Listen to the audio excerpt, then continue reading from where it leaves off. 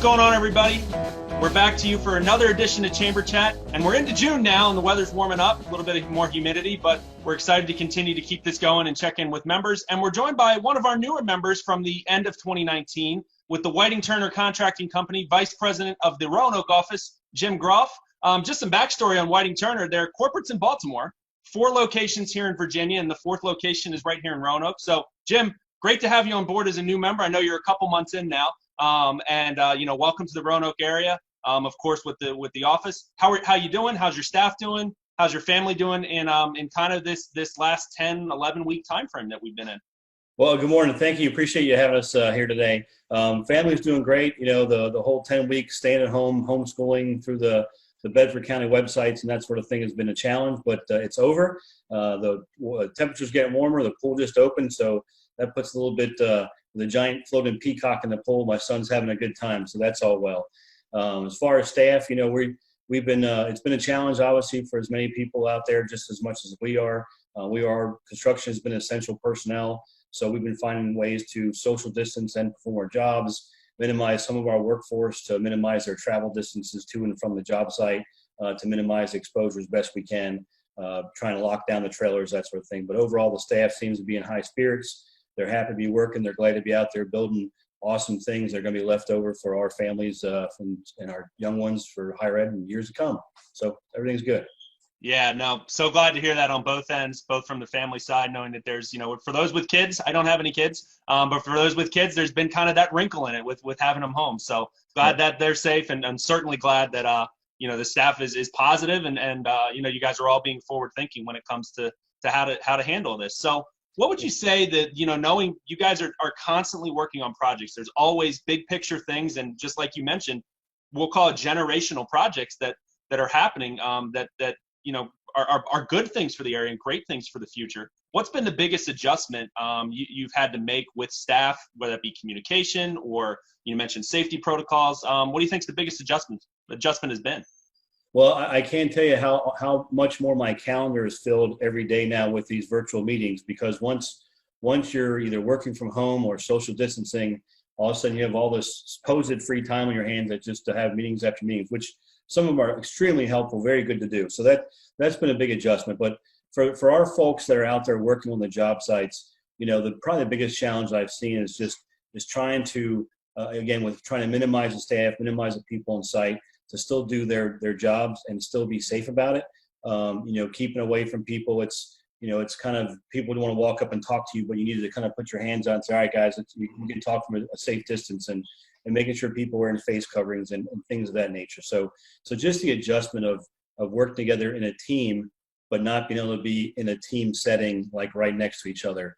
People are still communicating very well. They're doing Teams meetings, things like that, or Zoom meetings, things of that nature. So from that standpoint, that's probably one of the biggest adjustments. And again, just from our workers on site, how can they perform the tasks they were doing 3 months ago in the way they were doing it 3 months ago, and now do it the way they need to do it today, given all the virus and everything else that's causing with how do you hang a piece of drywall that normally takes 2 people in a ceiling?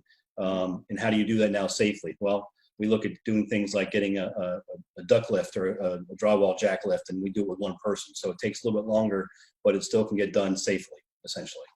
Yeah, interesting concept you mentioned with just, still being efficient and still being smooth and still being, smart as far as the way things get designed. But certainly something that nobody's used to. Everybody's used to the teamwork side, and, it might take a few folks to get a project done. So great insight on that. So appreciate that.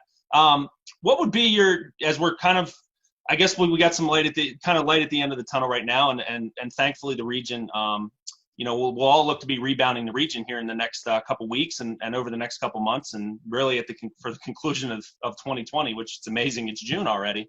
What would be your message to the community, kind of the Roanoke area, from the Whiting Turner aspect and from your aspect of what you've seen and positivity that you've seen in the area so far? Well, I will tell you that I'm not a coronavirus, COVID-19 authoritarian, so to speak. So all I can say is, I see a lot of people walking around without face coverings and not doing the social distancing. It's just, I think maybe I don't know what it is, but just we see it too often. So my only comment is we practice in our jobs all the time, 100%. I think whether you're on a job site or in a building or an environment, it's still important to do those things. In my opinion, I just think, whether too many people are asymptomatic, that they don't know they have it, they could be spreading it. So I think that's important. But, one of the things that I think we've been trying to do, and we try to do this before the coronavirus came about, is we've been working in the Valley for 15 years plus. We worked at, Virginia Tech, VMI, WNL, things of that nature, some things in Lynchburg. So we've been around for a long time. We just now have an official office in the area. We've known some larger contractors and a lot of our trade partners in the area. We try to put together kind of a meet and greet about 2 months ago, but had to obviously cancel it. We're going to reschedule again. So Hotel Roanoke, don't worry, we're going to come back there and reschedule it. We promise. So the biggest thing that we want to try and do is, again, how do you rebound? Well, if in our field with construction, if the projects are canceled or delayed, that affects obviously the work that we're able to manage, and then of course affects all the trade partners that we hire, then affects all their employees that they're going to hire. So it's a huge domino effect. Mm-hmm. So the biggest thing for us is when those jobs go forward, in Roanoke specifically, is how many local trade partners can we bring onto our projects and bring onto our teams to kind of help the community more, get the workers back locally on board with local projects to increase the economy locally with those folks. So my message to anybody that sees this is, if you are a local contractor and you haven't worked with us before, please check our website, send me a note. There's information on there so we can kind of get to know you and make sure we can get you qualified to do some work on our next projects. And that's for us probably one of the biggest things to help get the economy staged locally, is get those local contractors on our jobs once those jobs go forward. Yeah, no, that's I appreciate that insight, and I think you're exactly right. Yes, it's all about safety, and we all need to continue to be safe and social and physical distance, as we all are kind of, some offices are working into shifting modes of getting folks back to the office and this and that, and you're exactly right. So appreciate all that insight. That's certainly something that is important to think about as we all move forward. So just to wrap up, folks, Jim, thanks for joining us on this version of Chamber Chat. We appreciate it.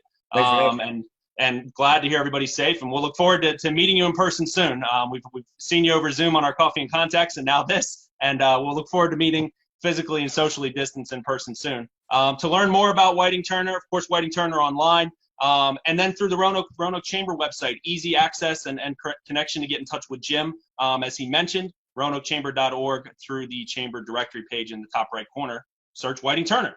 So, thanks for joining us, Jim. We appreciate it. That wraps up another great edition of Chamber Chat. We're going to keep them rolling. Continue to stay safe, be healthy, be smart, and be positive. We'll talk to you soon.